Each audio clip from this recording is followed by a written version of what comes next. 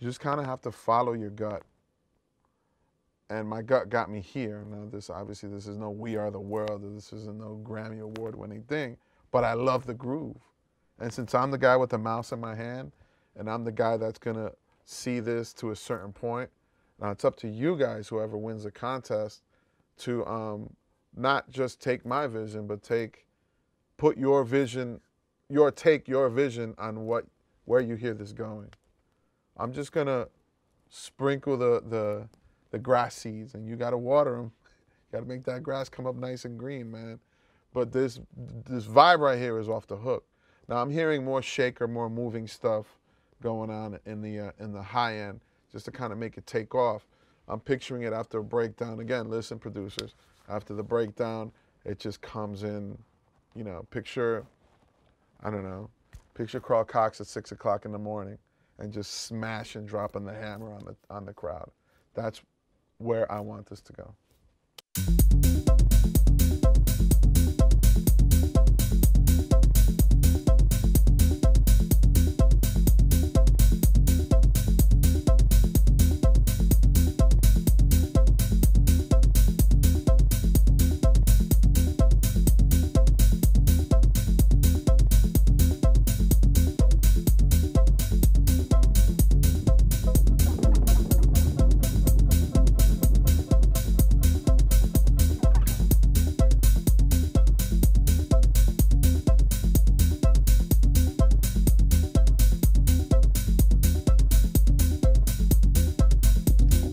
You saw what that did to it, right? Like, let's take it off and listen.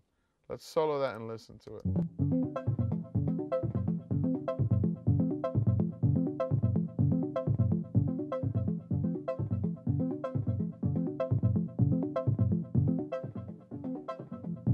Now, again, this is something that you could tweak in the arrangement.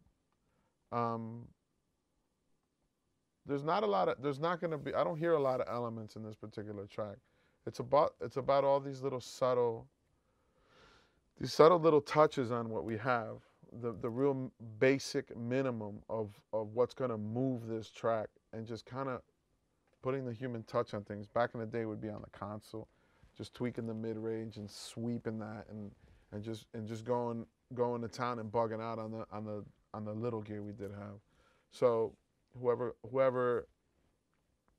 wins the contest and gets the stems, because obviously I'm going to provide all the stems, and you could hear what I'm doing to this particular sound. Go to the chorus and look at it.